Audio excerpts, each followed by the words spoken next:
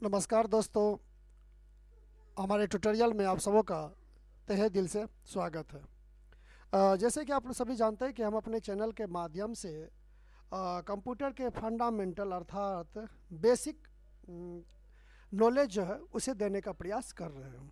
साथ ही हम आपको हिंदी और इंग्लिश में समझाते भी हैं और अपना नोट्स भी शेयर करते हैं, जिसका आप स्क्रीनशॉट लेके लिख सकते हैं।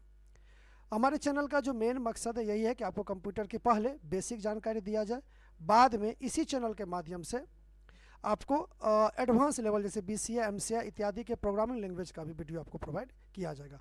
फिलहाल अभी आपको जो हम लोग का ADCA कोर्स होता है या CTTC कोर्स है उससे से संबंधित सारा जो वीडियो है या जो सारा क्लासेज है, जो सारा टॉपिक है, वो सभी आपको प्रोवाइड किया जाएगा। समझ गए? अगर आप BCA वगैरह में है या आप कंप्यूटर के बेसिक मान लीजिए बेसिक चीज़ों को सीखना चाहते हैं उच्च लेवल पे भी, तो भी आपको हमारे चैनल का वीडियो जो है वो आपको फ़ायदा ज़रूर देगा, ऐसा मेरा मानना है। ठीक है, तो आज का जो हमारा क्लास होगा वो होगा primary storage device of computer का तीसरा क्लास होगा। अर्थात इससे पहले हम आपको 2 क्लास बता चुके हैं प्राइमरी मतलब स्टोरेज डिवाइस से संबंधित, जिसमें हम आपको बताए थे कि मेमोरी क्या होता है। और इसका जो पार्ट 2 क्लास था, मतलब पार्ट 1 में हम मेमोरी के बारे में बताएं, मेमोरी के जो क्या अनुक्रमांक है उसके बारे में बताएं, और उसके बाद के क्लास में पार्ट 2 में हम आपको बताए थे कि प्राइमरी मेमोरी मतलब रैम क्या होता है या प्राइमरी मेमोरी की क्यों ज़रूरत होता है और प्राइमरी मेमोरी कितने प्रकार के होते हैं, जिसमें हमने रैम के बारे में समझाया था। चलिए आज हम समझते हैं कि रैम के कितने प्रकार होते हैं।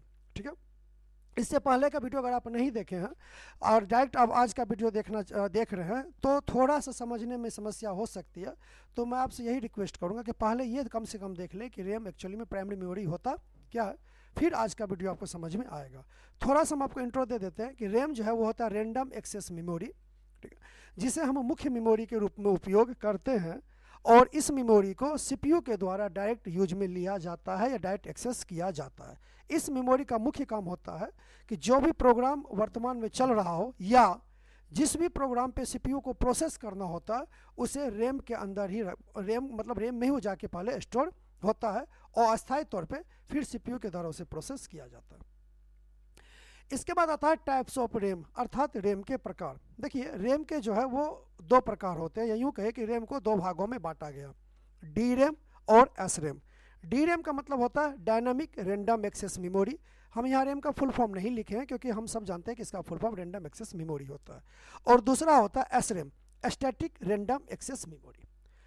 अब आपके मन में हो सकता है कि ये सवाल आएगा अगर आप पहली बार इस वीडियो को देख रहे हैं या आपका कुछ कंसेप्ट इस पर क्लियर नहीं है कि भैया डी रैम का क्या यूज होता है या एस रैम का क्या यूज होता है, तो आज यकीन मानिए इस वीडियो को देखने के बाद जरा सा भी इस दोनों मेमोरी में आपको कन्फ्यूजन नहीं होगा भविष्य में कभी भी। समझिए इतना वादा हम आपसे कर रहे हैं, तो इसको आराम से देखिए। देखिए रैम में 2 मेमोरी का जरूरत क्यों पड़ा, एक तो डी रैम और एक एस रैम। इसका जरूरत क्यों पड़ा तो हम आगे आपको जैसे समझाएंगे तो आपको खुद समझ में आ जाएगा। तो पहले हम समझ लेते हैं कि डी रैम का जरूरत कंप्यूटर में क्यों है। समझ गए? तो देखिए डी रैम का मतलब क्या होता है, डायनामिक रैंडम एक्सेस मेमोरी।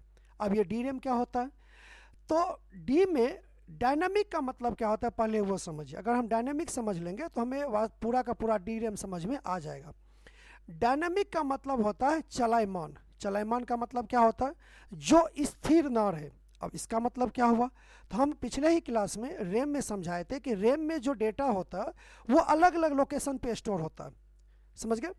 और इसीलिए इसको रेंडमली बोलते हैं, मतलब रैम में से डेटा को हम रेंडमली एक्सेस कर सकते हैं। रेंडमली का मतलब मान लीजिए कोई डेटा अभी ब्लॉक 1 में है तो जरूरी नहीं कि वो ब्लॉक 1 में रहेगा, कोई डाटा हो सकता है ब्लॉक 10 में चले जाए, किसी का डेटा का पार्ट हो सकता है ब्लॉक 5 में आ जाए, किसी का हो सकता है ब्लॉक 3 में हो जाए।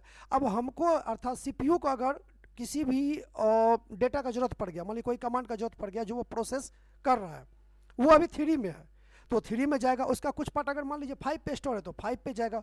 तो मतलब हम रेंडमली कहीं से डेटा को स्टोर कर रहे हैं, मतलब एक्सेस कर रहे हैं। तो डायनामिक का मतलब होता है चलायमान। समझ गए? तो डी रैम क्या होता है, ध्यान समझिएगा डी रैम का यूज क्या होता है। तो डी रैम क्या होता है ना कि इसे हम मुख्य मेमोरी के रूप में उपयोग करते हैं। मुख्य मेमोरी का अर्थात रैम जानते हैं ना, रैम। तो रैम में जो है देखिए, रैम दो प्रकार का होता है, एस रैम और डी रैम।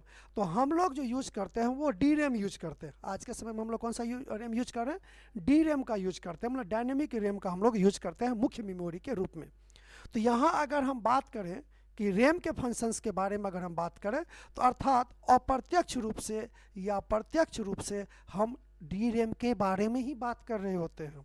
समझ रहे मेरी बातों को? तो यहाँ पे क्या होता है कि जो भी कंप्यूटर के अंदर डेटा को स्टोर करना होगा अस्थायी तौर पे। अब आपके मन में सवाल आएगा कि सर रैम में अस्थायी तौर पे डेटा को स्टोर क्यों किया जाता है, या डी रैम में इसको इस प्रकार से क्यों बनाया गया है कि इसमें डेटा अस्थायी तौर पे रहता है। तो इसको ऐसे समझिए कि आप एक ट्रेन में ट्रेवल कर रहे हैं और आपको सीट नंबर मिला S1 में 10, S1 बोगी में आपको 10 नंबर का सीट मिला। तो वो सीट आपके लिए तब तक है जब तक आप उस ट्रेन में ट्रेवल कर रहे हैं।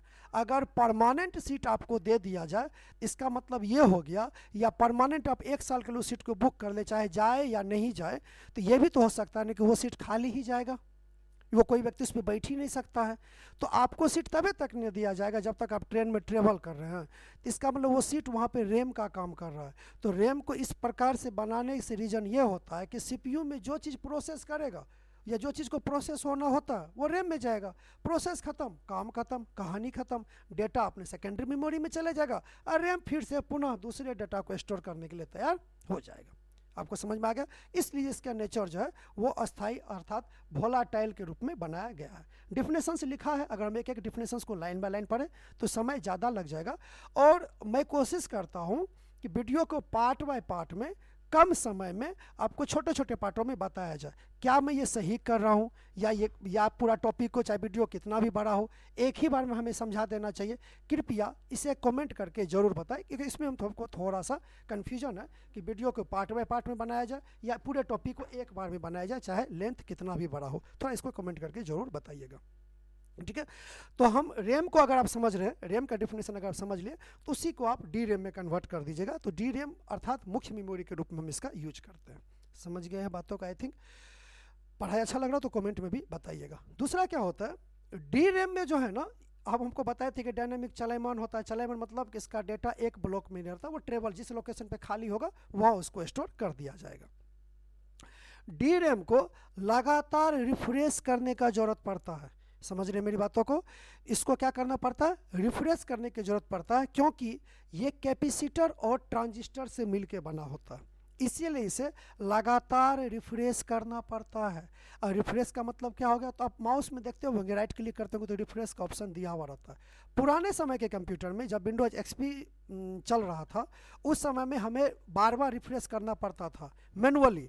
अभी के समय में क्या है कि डी रैम को सॉफ्टवेयर के माध्यम से ही रिफ्रेश करवा दिया जाता है, और ये 1 मिनट में 1 सेकेंड में अपने आप को 1000 बार से भी ज़्यादा रिफ्रेश कर सकता है। तो हमें मैनुअली रिफ्रेश करने की कोई ज़रूरत पड़ता ही नहीं, बट ये सही है कि डी रैम को रिफ्रेश करना पड़ता है, ठीक है? इसमें जो है डेटा अपने आप स्टोर रहता है, मतलब इसमें नया डेटा जो है, जैसे मान ली हम कोई प्रोग्राम, जैसे मान ली हम नोटपैड चला रहे हैं, अब हम MS पेंट को ओपन किए, नोटपैड भी रन कर रहा है, MS पेंट भी रन कर रहा है, तो MS पेंट का जो डेटा होगा या जो प्रोग्राम होगा ऑटोमेटिक डी रैम में स्टोर हो जाएगा। हमें वो मैनुअली उसके लिए कोई सेटिंग करने की ज़रूरत नहीं होता। डी रैम को मुख्य मेमोरी भी कहते हैं, क्योंकि इसे CPU के द्वारा डायरेक्ट एक्सेस किया जाता है। समझ रहे हैं मेरी बातों को? डी रैम को CPU के द्वारा क्या किया जाता है? डायरेक्ट उपयोग में लिया जाता है। किस रूप से? तो जो भी चीज़ों को प्रोसेस करना होगा वो डी रैम में ही स्टोर रहेगा। आई थिंक अब आपको समझ में आ गया होगा कि डी रैम एक्चुअली में क्या होता है। तो ये एक प्रकार का रैम ही है जो मुख्य मेमोरी के रूप में उपयोग किया जाता है। हम एक बार आपको SRAM समझा दें, तो फिर हम आपको दोबारा डी रैम और SRAM में क्या अंतर है ये हम आपको अच्छे तरीके से समझा पाएंगे। फिलहाल ये समझ लीजिए कि डी रैम मुख्य मेमोरी के रूप में उपयोग किया जाता है। यह ट्रांजिस्टर और कैपेसिटर से मिलकर बना होता है। इसमें डेटा अस्थायी तौर पर रहता है, इसे बार बार रिफ्रेश करने की जरूरत पड़ता है, बट आज के समय में इसे ऑटोमेटिक सॉफ्टवेयर के माध्यम से रिफ्रेश करा लिया जाता है, हमें मैनुअली करने की जरूरत नहीं पड़ता। इसमें जो डेटा होता है वो चलायमान होता है, मतलब कभी इस लोकेशन पे कभी उस लोकेशन पे स्टोर रहता है, और इसे हम डायनेमिकली स्टोर मतलब क्या बोलते हैं, एक्सेस कर सकते हैं CPU के माध्यम से, या यूँ कहें कि CPU इसको रेंडमली जो वो एक्सेस कर सकता है और करता भी है, ठीक है? अब डी रैम के भी कुछ टाइप्स होते हैं। अब ये इतना मैंडेटरी नहीं है, लेकिन फिर भी समझ लीजिए। अब डी रैम के कौन कौन से टाइप होते हैं, तो देखिए शुरू में जो रैम था वो एस डी रैम के नाम से चलता था, मतलब शुरुआत जो आपका रैम था वो एस डी रैम था। उसके बाद आया आर डी रैम। तो एस डी रैम उतना ज़्यादा मतलब वो कहिए कि उतना ज़्यादा उसमें एडवांटेजेस नहीं था। आर डी रैम जो था उसमें थोड़ा सा बेहतर डिसएडवांटेजेस था एस डी रैम के अपेक्षा, बट सबसे बेहतर था D D R RAM, D D RAM, समझ गए ना, डबल डेटा डायनेमिक रैम, जो आज के समय में यूज भी किया जाता है।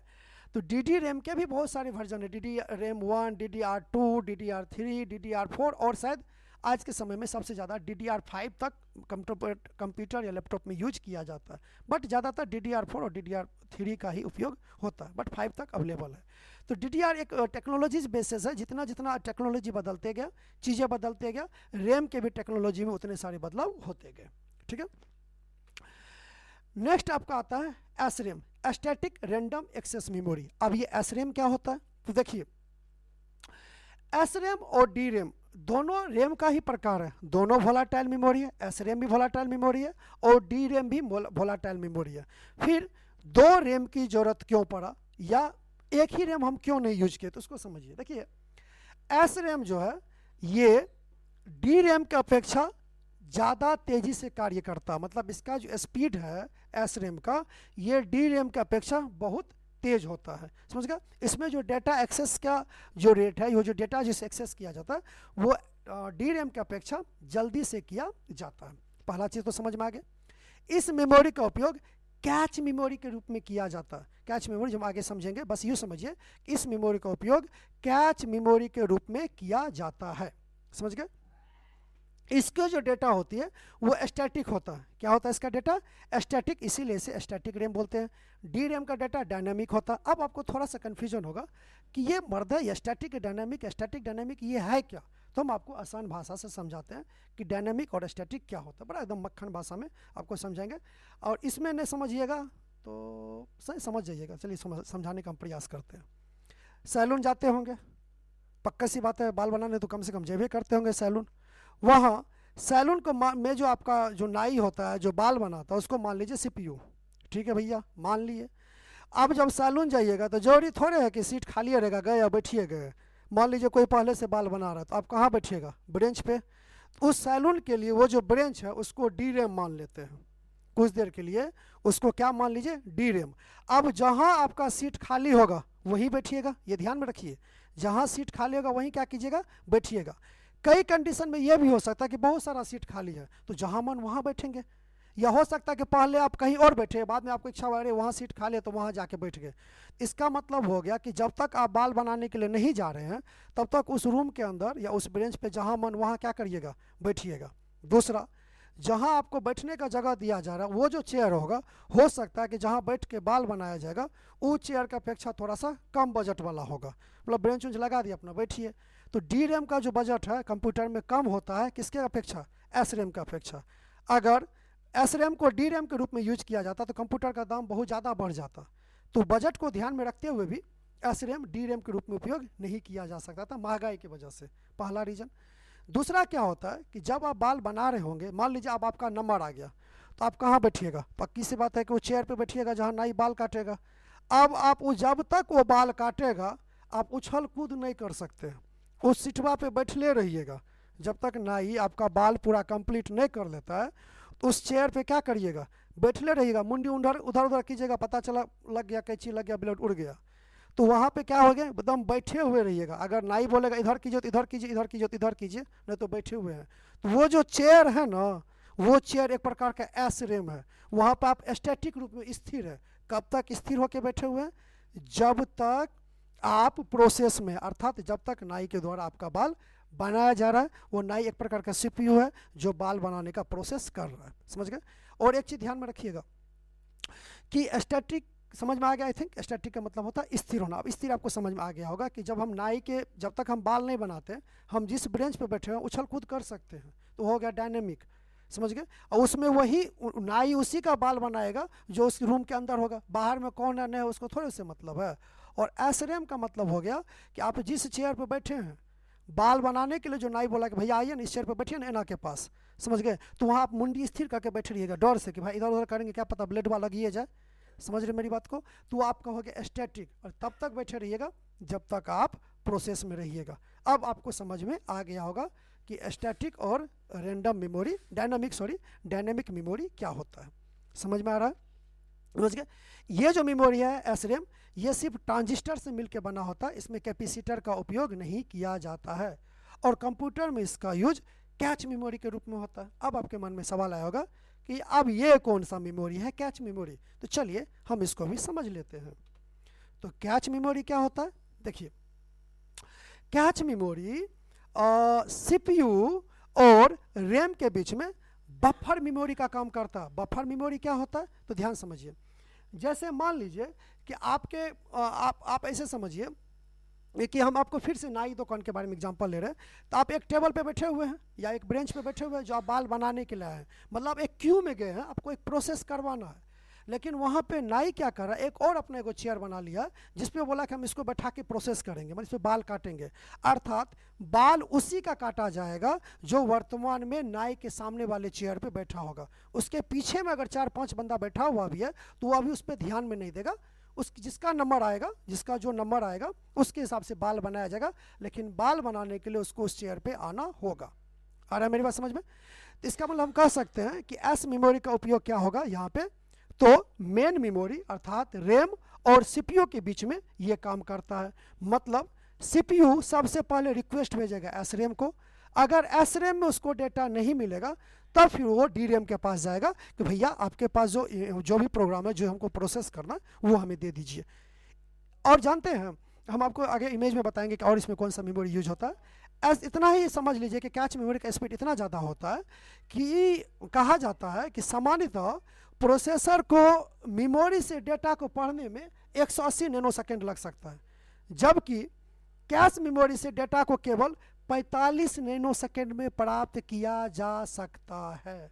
मतलब रैम से डेटा को लाने में 180 नैनोसेकंड लग जाता है, और जबकि कैश मेमोरी से प्रोसेसर को डेटा लेने में मात्र नैनोसेकंड 45 नैनोसेकंड का समय लगता है, समझ गए।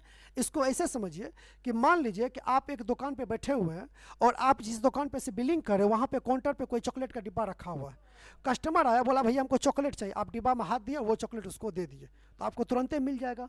लेकिन वही चॉकलेट कहीं और काउंटर पे रखा हुआ है, वो वहाँ से लाइएगा फिर उस तक पहुँचाइएगा तो उसमें समय थोड़ा क्या लगेगा, ज़्यादा। तो कैच मेमोरी में जब कोई प्रोसेस चल रहा होता है तो उसे रैम के द्वारा कहाँ भेज दिया जाता है, कैच मेमोरी में, समझ गए। जब वो डेटा मान लीजिए फिर से वो डेटा का प्रोसेस खत्म हो गया तो कैच मेमोरी से आके वापस आ जाता है फिर से किसमें, डी रैम में, अर्थात डायनेमिक रैंडम एक्सेस मेमोरी में। कैच मेमोरी का साइज एक कंप्यूटर के अंदर आज के समय में मैक्सिमम 10 से 50 MB तक हो सकता है, समझ गए ना, या मे भी इससे ज़्यादा भी हो, लेकिन हम लोग ज़्यादातर देखें 10 MB 12 MB तक हम लोग देखें अभी के समय में कि कैच मेमोरी स्पष्ट रहता है कि इतना कैच मेमोरी आपके सिस्टम में है। चलिए एक फिगर के माध्यम से समझते हैं कि कैच मेमोरी एक्चुअली में कैसे काम करता है। तो देखिएगा आपके पास एक सेकेंडरी मेमोरी है, दाएं तरफ से बाएं की तरफ चलिएगा, बीच में है मेन मेमोरी, फिर है कैच मेमोरी, फिर है रजिस्टर, फिर है सीपीयू।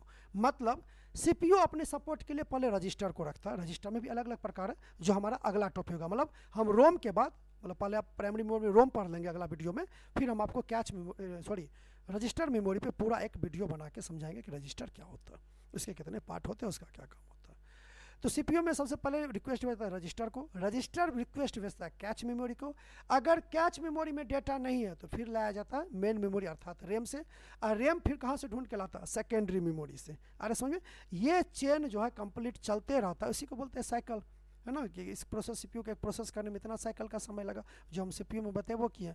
तो देख लिए येलो कलर में कैच मेमोरी का क्या उपयोग है। तो मेन मेमोरी हमेशा डेटा कैच को देता है, कैच रजिस्टर को, फिर रजिस्टर के होते हुए कहाँ तक पहुँचता है, सीपीयू तक पहुँचता है। तो आज के क्लास में अब आपको समझ में आ गया होगा रैम के प्रकार क्यों दो बनाया गया, डी और एस रैम। एक तो बजट के हिसाब से, दूसरा स्पीड के हिसाब से, ये दो प्रकार के मेमोरी बनाया गया, समझ गए, सीपीयू और अच्छे तरीके से काम करे इस वजह से। और अगर आप पिछला पार्ट देख लीजिएगा, पार्ट 1 2 3 तीनों देख लीजिएगा, तो आपको प्राइमरी मेमोरी में रैम से संबंधित सारी जानकारी आपको प्राप्त हो जाएगा। हमारे साथ बने रहिए, हम आपको अगले पार्ट 4 में रोम के बारे में समझाएंगे, फिर रजिस्टर के बारे में, फिर आपको secondary SSD, hard disk, pen drive, CD, DVD इत्यादि मेमोरी के बारे में भी आपको समझाएंगे। फिर से मैं बोल रहा हूँ, अगर आप चाहते हैं कि मैं पूरा वीडियो एक टॉपिक एक ही में समाप्त कर दूं तो वो भी कमेंट करके बताइएगा, या पार्ट बाय पार्ट सही है ये भी कमेंट करके बताइएगा। तो आज के लिए यहीं तक। Thank you, tata, bye bye.